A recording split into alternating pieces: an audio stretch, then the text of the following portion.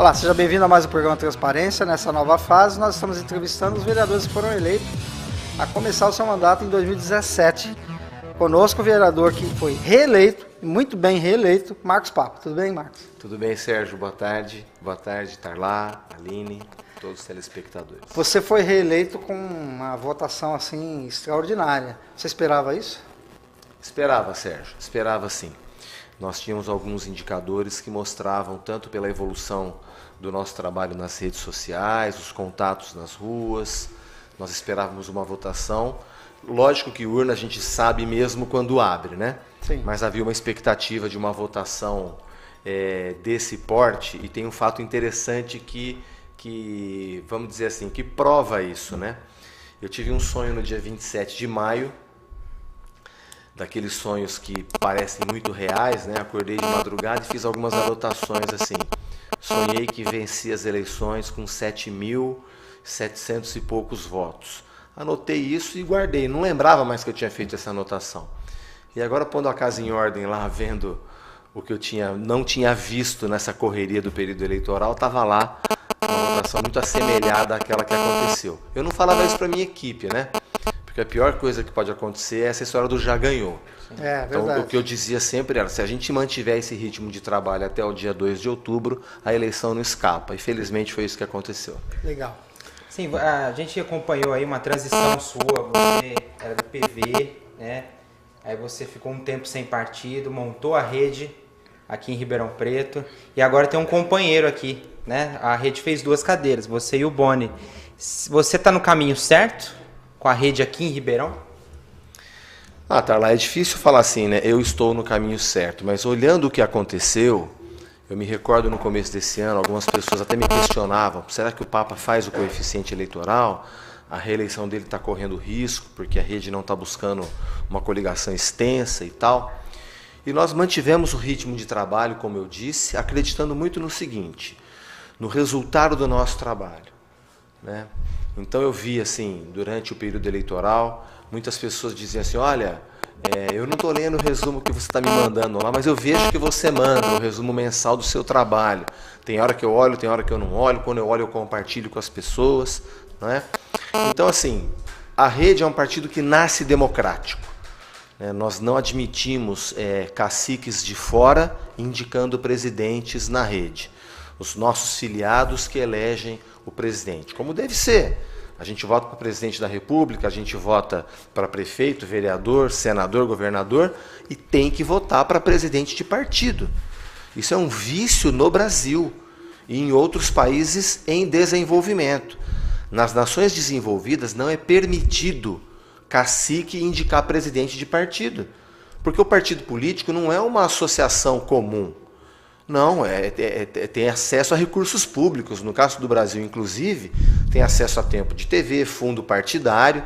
Então não pode, como ocorre no Brasil, partidos que têm presidentes com poderes imperiais nomeando dirigente que reza a cartilha do cacique e não os interesses da população.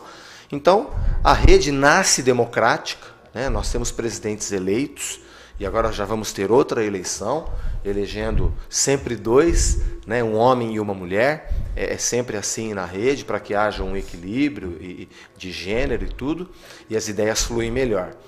O que nós fizemos? Não fizemos coligação extensa, coligamos com o PPL, que é um partido pequeno, com colegas valorosos também. Aproveito para mandar um abraço para o Josias, o presidente, que foi nosso candidato a vice-prefeito, junto com o Fábio Zan. E fomos ao trabalho. Eu dizia sempre assim, nós temos poucos candidatos, mas nós temos candidatos bons. Temos candidatos que têm capilaridade junto à comunidade porque trabalharam. O Boni é atleta amador nessa cidade há mais de 30 anos. É que ele seguiu carreira. O Boni foi jogar na seleção brasileira, na Itália, morou na Itália por 6 anos, mas nunca perdeu o interesse pela vida esportiva de Ribeirão Preto. Tanto que nas últimas 2 eleições o Boni me apoiou. Quem olhar lá o meu site, a minha fanpage, vai ver o Boni há 6 anos, há 4 anos, gravando vídeo de apoio ao Papa, tirando fotografia, unindo o povo do esporte, notadamente as modalidades esportivas que estão esquecidas na nossa cidade, em apoio ao Papa. E nessa eleição o Boni Falou, Papa, eu vim para resolver, o que nós vamos fazer? Sai candidato, Borne, temos que construir coeficiente, e construímos uma chapa bonita com 17 nomes, né? A rede poderia lançar 42 nomes, mas lançamos 17, e aconteceu o que aconteceu. Nós dobramos a bancada, você vê, partidos tradicionais e grandes elegeram 3 vereadores, nós elegemos 2. 2 praticamente sem horário de televisão, né? Pois é, Horário de rádio, eu tive 2 inserções na televisão de 6 segundos. Parece que teve um dia lá que eu tive 23. Tem gente que me encontra e fala, eu não te vi na televisão, eu não vi carro de som, eu não vi... Pois é, mas a gente tem uma ligação junto à comunidade, a população foi testemunha do que foi o nosso trabalho e o resultado das urnas demonstra que nós fizemos um caminho. Então a tua pergunta se eu estou no caminho certo, a gente vê que a construção de um partido que nasce democrático, com lideranças legítimas, ligadas às forças vivas da sociedade, as urnas nos deram esse resultado e agora 1 mais 1 é sempre mais que 2, né? O poeta disse isso, é uma grande verdade. O senhor acha que isso também se deve ao fato do seu mandato ter sido de muita cobrança em cima do executivo? Creio que sim, Aline. Nós tivemos uma fiscalização rigorosa, implacável.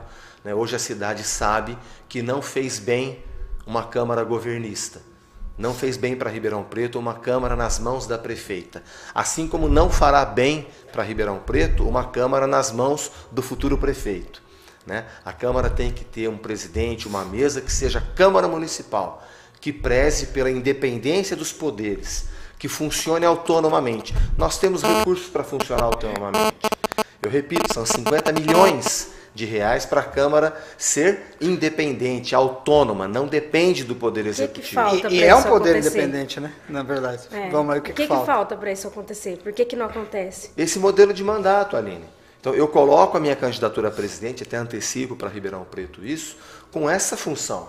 Né? Porque esse estilo de mandato do vereador Marcos Papa, esse mandato que fiscaliza, que é combativo e que dá ideia, vamos recordar, a TV Câmara já me deu a oportunidade de dizer isso várias vezes.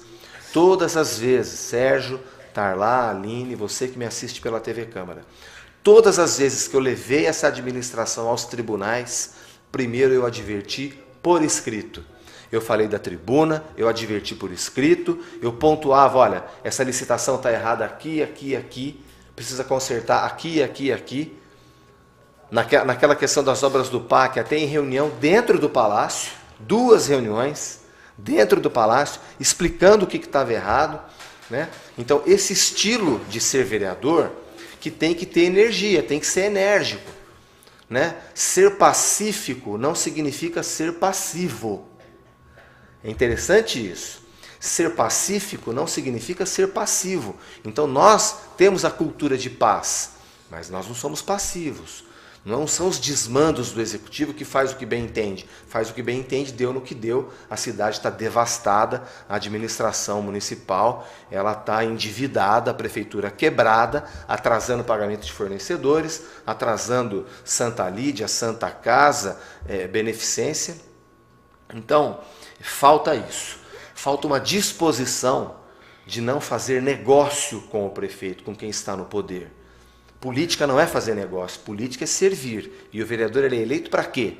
Para fiscalizar o executivo, para criar leis, para votar a lei de orçamento. Então, esse estilo a população reconheceu, né? Esse perfil, esse padrão de ação do mandato. A população reconheceu, nos deu essa votação expressiva e é assim que eu pretendo levar o meu mandato os próximos 4 anos. Se os meus colegas entenderem que eu tenho perfil, agora com essa maturidade adquirida nesses 4 anos de trabalho, de ocupar a presidência da Câmara, eu me coloco à disposição sim. Bom, a gente tem recebido os novos vereadores, é evidente que eles chegam naquela vontade de apresentar algum projeto, alguma coisa e tal. O senhor, como reeleito, está apresentando um projeto quase de governo, né? Porque é um poder, né? É um poder à parte. O senhor está apresentando, e é evidente que vai ter que apresentar para os seus colegas, porque são eles que votam. Mas o senhor está colocando diante da população já transparente aqui, que é isso que o senhor faria. Faria um poder totalmente independente, de cobrança, mas não apenas para fazer oposição? Exato, exatamente. Os poderes são independentes. O que vai acontecendo é uma promiscuidade entre o poder legislativo e o executivo por conta de uma subserviência. né? O Poder Legislativo ele é autônomo. Deixa eu cortar o senhor. O senhor disse Pois que não. não faz bem para o governo ter um presidente do próprio governo. Não faz bem para a cidade. Não faz bem para a cidade. Não fez bem para Ribeirão Preto uma Câmara nas mãos da prefeita. Não faria bem nesse novo governo. Exatamente. Não fará bem para Ribeirão Preto uma Câmara nas mãos do prefeito. O Poder Legislativo é o parlamento da cidade. E é isso que o senhor vai falar para os seus colegas, que são eles que votam, né? Exatamente. Quero dizer o seguinte, olha, nós não queremos criar obstáculo, problema para nenhum prefeito, mas também não admitimos subserviência ao Poder Executivo. Porque não foi bom para a cidade e não será bom. Como não é bom para o Brasil. Vamos pegar o caso do Brasil. Tudo que o juiz Sérgio Moro e a Operação Lava Jato estão tirando, né, essa podridão que estava escondida, se os senhores deputados, se os senhores senadores tivessem trabalhado com independência, com autonomia... Não precisava dele agora. Exatamente. Com a autonomia que a Constituição confere, com prerrogativas constitucionais que o Poder Legislativo tem, de agir com autonomia, com imperatividade, de dizer, olha, nós estamos aqui para fiscalizar, para legislar e não para ser subserviente. Mas, assim como nós assistimos às revelações da Operação Lava Jato, né, o ministro comprando apoio parlamentar, o presidente, a presidente comprando apoio parlamentar, olha para onde o Brasil foi. Numa recessão cruel, com 12 milhões de desempregados, juros altíssimos, esfolando o brasileiro que realmente trabalha. Toda essa desordem, é evidente que a presidente não fez isso sozinha. Ela teve o conluio com deputados que fizeram o que fizeram. O mesmo em Ribeirão Preto. Quer dizer, a prefeita não fez o estrago que ela fez na cidade sozinha. Ela teve colaboradores. Então não foi bom para Ribeirão Preto uma Câmara Municipal nas mãos da prefeita. Não será bom para Ribeirão Preto uma Câmara Municipal nas mãos do prefeito. É isso que eu espero que a população entenda, que os meus colegas entendam e que nós temos a responsabilidade agora não de fazer oposição, mas de trabalhar em harmonia para reconstruir Ribeirão Preto. Essa é a tarefa do Poder Legislativo. Ser autônomo, mas com responsabilidade pelo momento histórico que a cidade passa. Tá, só para continuar nesse assunto, nessa altura do campeonato, o senhor acha de verdade que é possível fazer essa política sem troca de favores? Porque, por exemplo, o senhor pensa assim, mas e se seus colegas não pensarem assim, se eles forem da base política, assim, do prefeito, como mudar sozinho isso? É isso que o pessoal, o povo não aguenta mais, fala, mas não tem como mudar. Então, mas perceba, a tua pergunta é muito boa, mas perceba que o recado das urnas foi claro. A população se cansou, ela está exausta da velha política, da política do compadrio, da troca de favores, da política da corrupção. O recado das urnas, veja bem, se você somar os votos das abstenções, se você somar abstenções mais votos brancos e nulos, dá 175 mil. E Ribeirão parece que foi o maior do país, né? É mais eleitor do que o prefeito Nogueira teve. O prefeito, se eu não me engano, teve 150 mil votos, 140? Por aí. Por aí? Não me lembro, agora está me falhando. O vereador Ricardo teve 111, se eu não me engano, o prefeito eleito em torno de 150, e 175 mil pessoas, entre votos brancos, nulos e as abstenções, não votaram. Ou seja, o eleitor, o cidadão, deu o recado, não, a ordem. O que ele deseja? Deseja um perfil de parlamentar que tenha esse nível de autonomia, de soberania. Para quê? Para fiscalizar. Né? Sempre que o executivo estiver falhando, ou sempre que o executivo estiver carente de ideias, o Poder Legislativo vem e baliza e fiscaliza. É isso que eu pretendo. Creio que os vereadores que assumiram, que estão com tanta vontade de fazer, como o Sérgio coloca aqui, você coloca, Aline, ela deve se refletir, toda essa vontade, ela deve se refletir no sentido de ajudar, sim, não é? Nós temos leis importantíssimas para votar. Temos o Plano Municipal de Educação, temos o Plano Diretor, temos o Plano de Saneamento Básico, que foi votado, mas foi uma vergonha, porque é um retrocesso tremendo. Esse plano tem que ser alterado com leis complementares. Então, os vereadores, Aline, precisam assumir a própria responsabilidade. A Aline está com o número de votos ali, ó. Do Duarte é 147.705 votos. Acertei, eu tinha dito 145, 150, está no meio, 147. Só que se você soma brancos, nulos e abstenções, vai dar 175.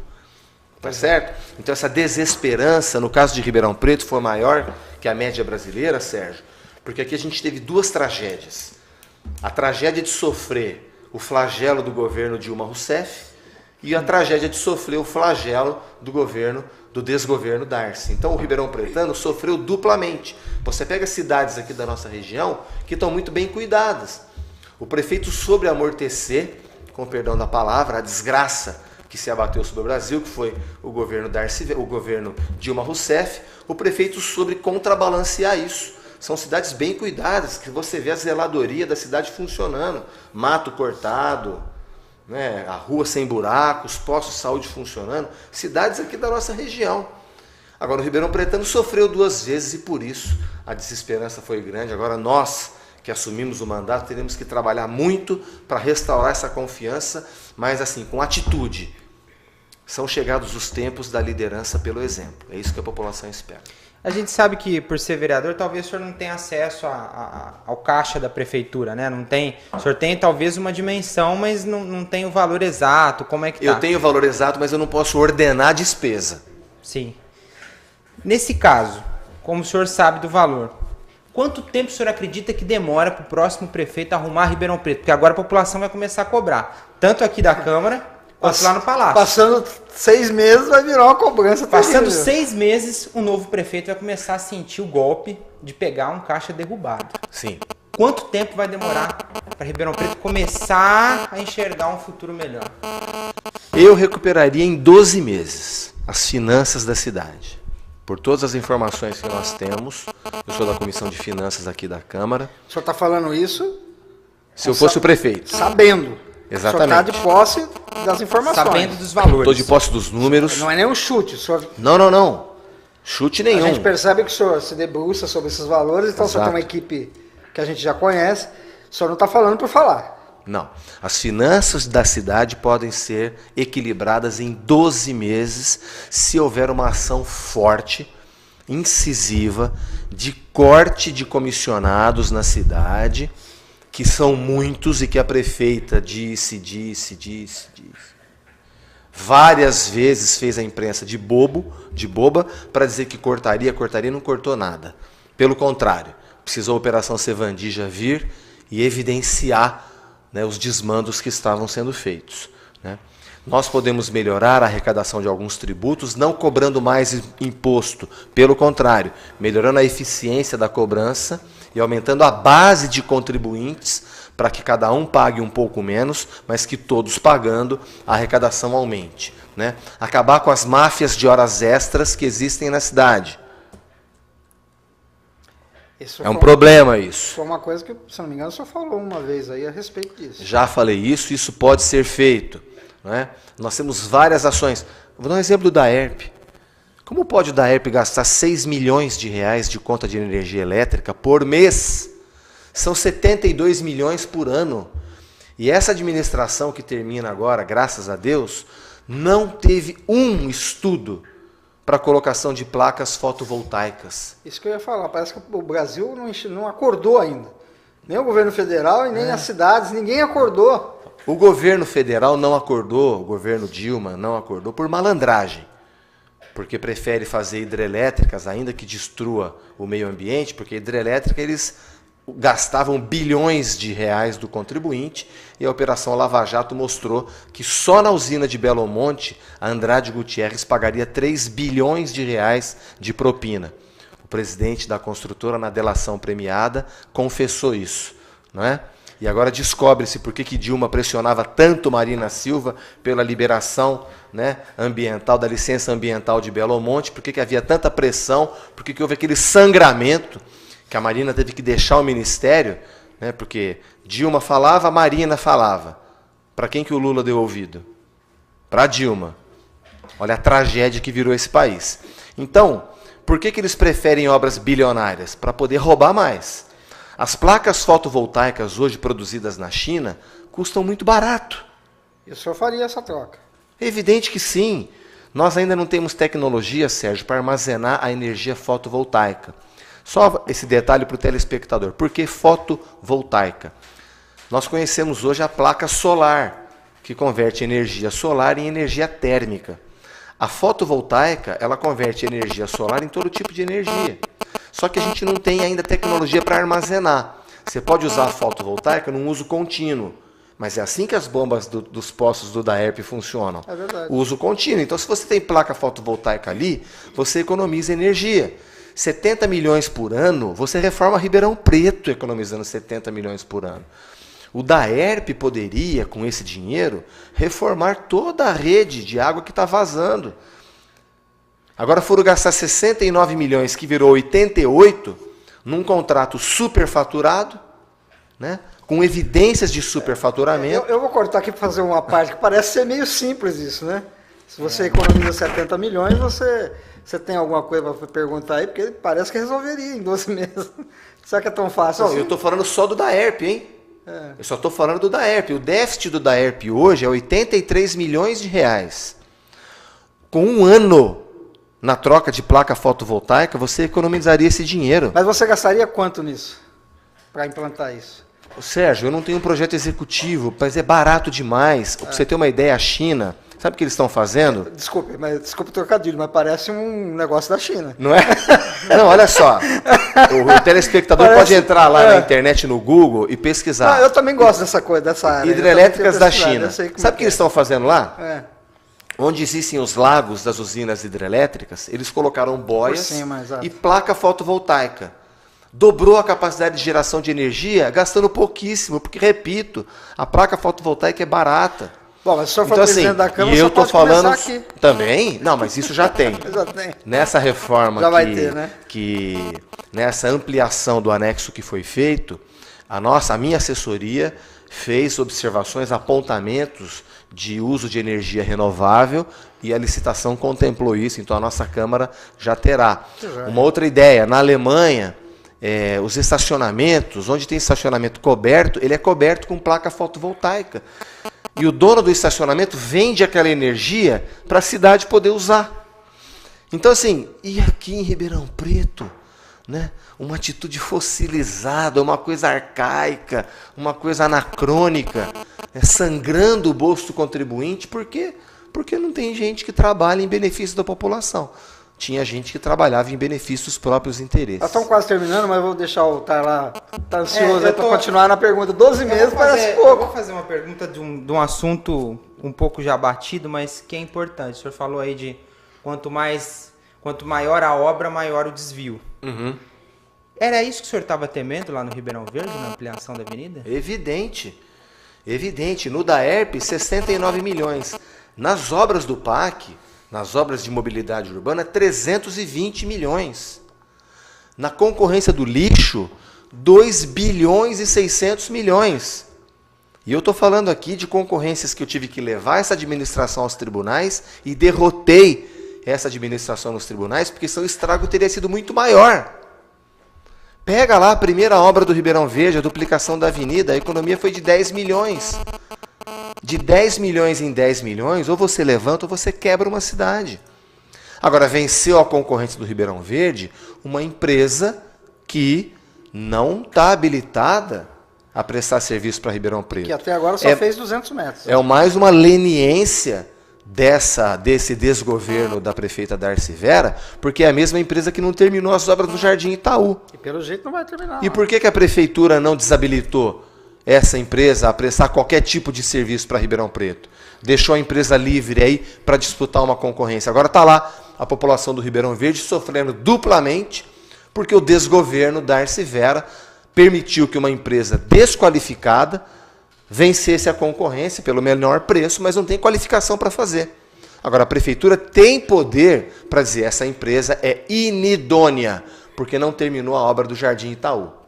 A prefeitura declara empresa inidônea. Ou termina a obra no Jardim Itaú ou não faz mais obra. Mas a prefeitura dormiu. Será que dormiu? Porque muita moleza também, né? Pode ser malandragem. Como a gente, infelizmente, está tendo testemunho aqui em Ribeirão Preto. Então, Tarlá, se no estrago do DAERP 69 milhões virou 88 E na primeira medição agora, que a minha CPI, a CPI que eu presido, já estudando os documentos, pegou 16 milhões de reais na primeira medição. 16 milhões de reais pagos ilegalmente. Imagina 320. Então você via a gente esperneando, né, mentindo, dizendo que eu não queria as obras, a verdade apareceu. Mais alguma pergunta? O senhor, então, se for consagrado aí como presidente, vai fazer um legislativo fiscalizador mesmo. Exato. E vou fazer a Câmara de Vereadores mais transparente do Brasil. Será um modelo a ser seguido. Esse é o meu compromisso. Ok, nós estamos chegando no final. Agora o senhor vai falar para a população ali o que o senhor, de repente, não falou. O senhor respondeu a gente, mas o que o senhor quer falar para o pessoal que votou em ti ou não votou? O que eles podem esperar do senhor? Em primeiro lugar, um agradecimento pela minha cidade ter tido esse nível de confiança num político, né, num momento em que os políticos estão tão desgastados, desacreditados. A população de Ribeirão Preto confiou em mim e me deu uma votação 44% superior à minha primeira votação em 2012 e ainda somou uma quantidade de votos com o meu partido, a Rede Sustentabilidade, que nos permitiu eleger o vereador Boni, que eu repito, vai ser um excelente vereador e vai mudar para sempre a história do esporte em Ribeirão Preto. O que Ribeirão Preto pode esperar? A continuidade de um mandato que olha, em primeiro lugar, os interesses da população e que, ao mesmo tempo que combina a ética, que é da nossa formação, combina a coragem de enfrentar, às vezes, sozinho, algumas lutas, algumas batalhas, sozinhos do ponto de vista político, mas acompanhado da população que deseja uma cidade melhor para todo mundo viver. Ribeirão é uma cidade boa de se viver, mas ela pode ser boa para todos, se nós tivermos um transporte coletivo de qualidade, se nós tivermos uma coleta de lixo que seja economicamente viável, socialmente justa, ambientalmente correta, que tenha o sistema de saúde funcionando, porque o Ribeirão Pretano paga os seus impostos e ainda não tem os serviços, a contraprestação de serviços adequadamente feito pelo poder público. Aqui no Poder Legislativo, o que Ribeirão Preto deve esperar de mim e exigir, cobrar, é esse padrão de atitude, energia e serenidade, ética e coragem. É assim que nós vamos trabalhar em 2017. Papa, obrigado pela sua vinda. Espero que, começando o ano, você venha aqui dizer se é o presidente ou se não é e como vai ser daí para frente, tá bom? Com muita alegria. Sendo Sucesso. presidente ou não, esse mandato continuará esse padrão de conduta. Ok, sucesso aí no seu trabalho. Se você trabalhar bem, nós ganhamos com isso. A cidade toda. Ok, obrigado, Aline, obrigado por estar lá. E você que nos acompanhou até agora, continue com a gente, tem mais por aí. Tchau.